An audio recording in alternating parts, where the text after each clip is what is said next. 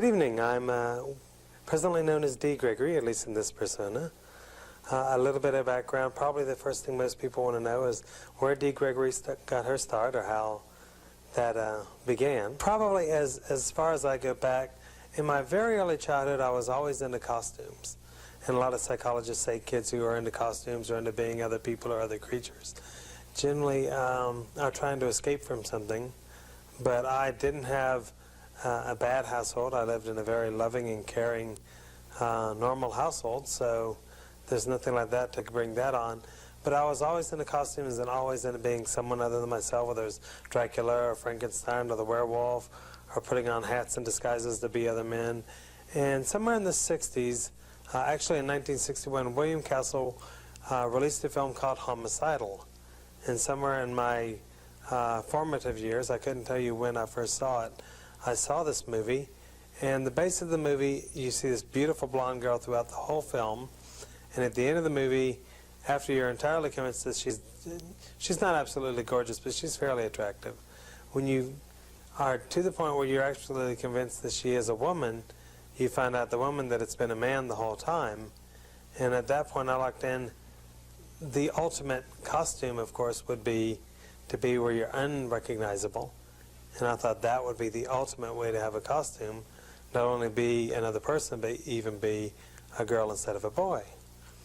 So that's where Dee Gregory first got her impact, and I started looking at ways to create other characters. And for that whole time, it's always been, even though I enjoy doing this, it's always been a creation of characters, of different images, and it's all costume, not so much that, because by the time I get into this outfit, it's no longer effective. A lot of people like to get dressed up because they like the feel of the clothing, the feel of the silk and all that. By the time I'm into this, I can't feel a thing. But the main thing I want to do is create the illusion and create a serious an illusion as possible. At 6'2", with heels going to 6'4", I don't expect to pass on the street in public in broad daylight. But if I can create an illusion that people have to second look or second guess themselves on, then that's what I'm really trying to attain. Before applying base, and I use a fairly serious theatrical base. I don't use the over-the-counter stuff you can get at Eckerd's or any of your drugstores. I get it from a professional impersonator who runs a shop in Orlando. But any good theatrical place you can get good theatrical base from. The one I use is primarily one of the primary Hollywood brands. I'm not going to go plugging into specific vendors at this particular time. But it does tend to hide very well and still provide a very smooth, even look. Just a translucent pattern. Now this I did get at your local drugstore.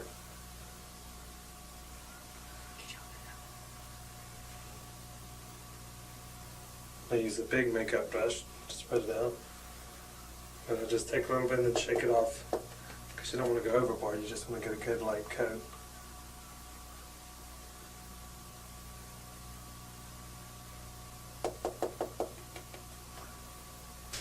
Dee Gregory's Makeup Educational Video. On sale at a store near you.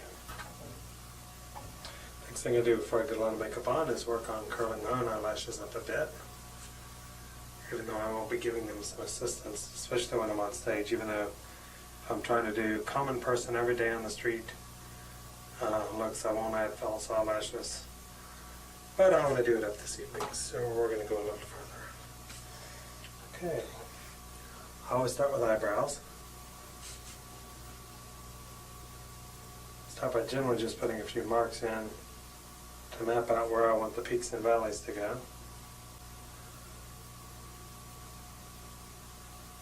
The trick is just trying to keep it even side to side.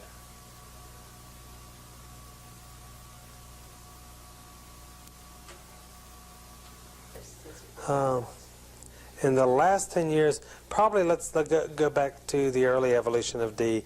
As a child, Dee liked to do pretty girl looks and enjoyed that.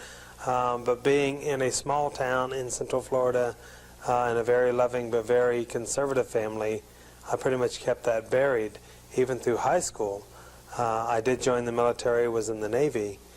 And in the Navy, what was interesting was, generally when you go into something like the Navy or military forces, you would tend to bury things like Dee Gregory or cross-dressing. And because of the confidence I got from boot camp, I had more self-confidence, so actually Dee Gregory evolved more in the military, and I had more of my own money to spend, so I found a safe place generally to lock up my things and would go off base on weekends or whatever and get a hotel room and work on my costumes then. I also made some wonderful friends off base who would support me, who would give me a place to change, who I could go out with. That was more in the later years.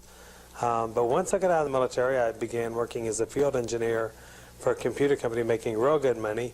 So I expanded my costumes immensely and got into my first stages of performing. That was in Northwest Florida, in Pensacola. And then at that point in my life, I'd really started to hit one of my early pinnacles as Dee. But I also met someone who I had fallen in love with who couldn't handle the thought of a husband who cross-dressed, or who couldn't relate to that. So I did what we call a purge, where you take and you get rid of everything. And it's one of the few regrets, but not a major one, that I have in my life, because I threw out like a $300 pair of breast prosthetics, which were silicone and had a much more natural feel if you hug somebody, a corset, several dresses that were $200 or $300, a lot of real good costumes I lost at that time. But then again, I gave it up for love, and it was fine at that point. Soon after doing that, I did realize that it was important to me, and I just kept it buried for the sake of the relationship. That does tend to put a wedge into relationships, but at that point it was important to me not to lose the relationship.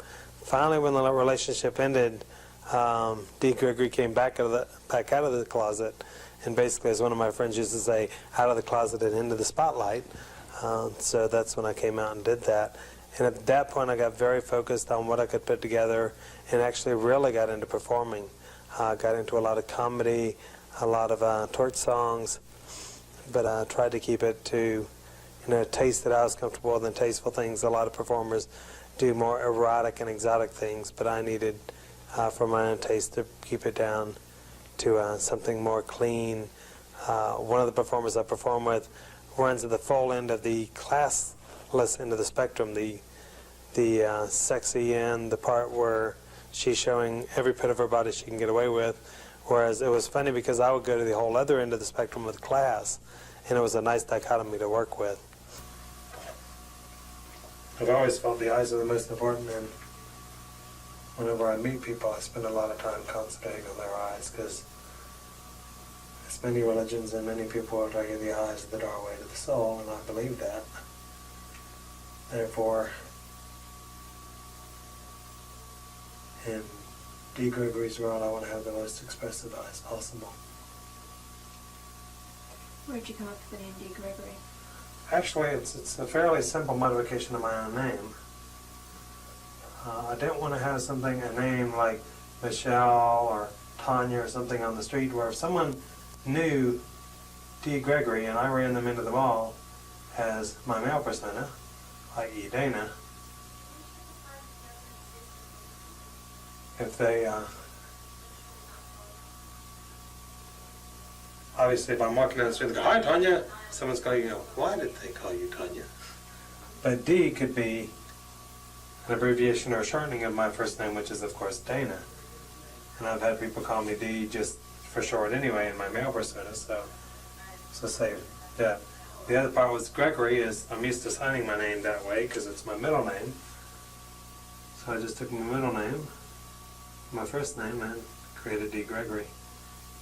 I wanted to have something different enough from my own name that it wouldn't be easily traceable, but close enough that it would be easy to remember and retain.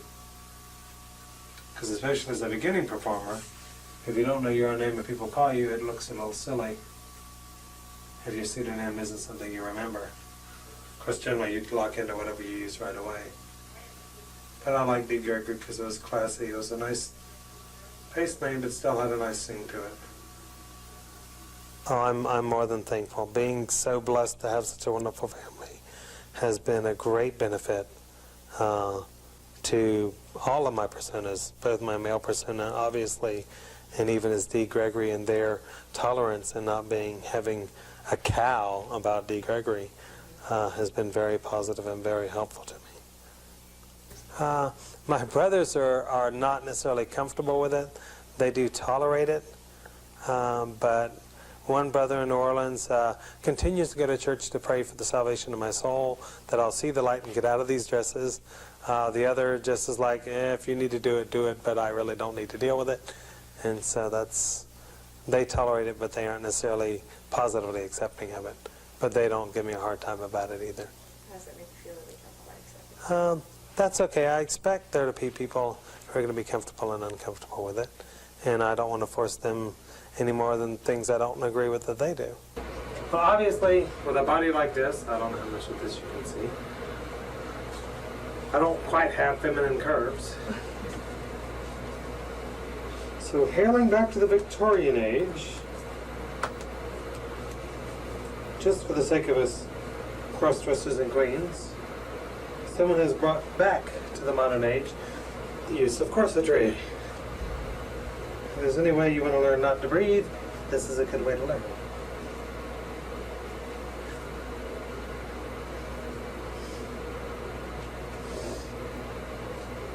I don't think it was ever meant to be comfortable.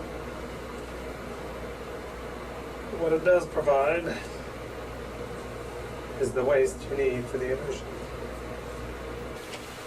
So at this point, we're adding cleavage to cleavage, basically to round out what you see in mine into what you don't see. So now you've got something a little more believable in the long term. And they're no more comfortable for drag queens than they are for women. Don't think society's ready for every man on the street to suddenly go to work and drag. I think that's still a long ways away, but society is slowly evolving. I don't think, again, anytime soon I'll be able to do this at my leisure and just go to the mall if I want to, dressed as Dee. But more and more people accept it. I think a lot of what helps people accept it, especially with people who know me and my friends, they know that whether with or without Dee, I'm a stable person, I'm a good person, and Dee is just another facet of my personality. The fact that I'm comfortable with my cross-dressing lets them be comfortable with it, because some people are very uptight or very uncomfortable with it, and when they are, no one else is going to be either. Having completed the rest of my wardrobe, cleavage included, it's time to put on what many people consider the crowning glory, and I do too, is the hair or the wig. I'm one who hates to have my hair come off, so I make sure it's well clipped.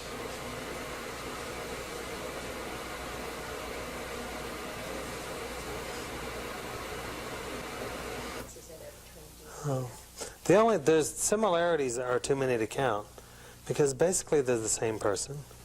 The only thing that changes is Dee's mannerisms become a lot more feminine.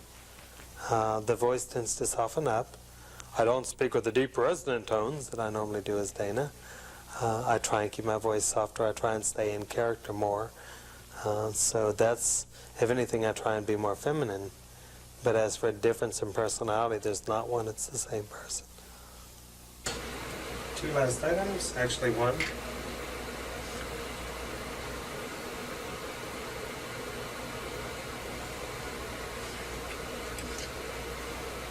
And normally I would wear nails, but I think tonight I'm going to bypass them just for time's sake, because I know we're running out of schedule. And I'll just keep my hands out of the way. We're just not going to fight with it. So, cheers to you. And if you'll excuse me, I have some work to do. The main thing most people need to know and understand about people who cross-dress or are transvestites, or as the more common term is, transgendered people, is that it's not necessarily a disease, it's more a behavior in some regards. In some ways it can be perceived as a disease, but basically we're all just normal, average, everyday people who have an alternative interest or have a different focus in our lives that we consider important. Beyond that, I think we're, like I said, all just day-to-day people.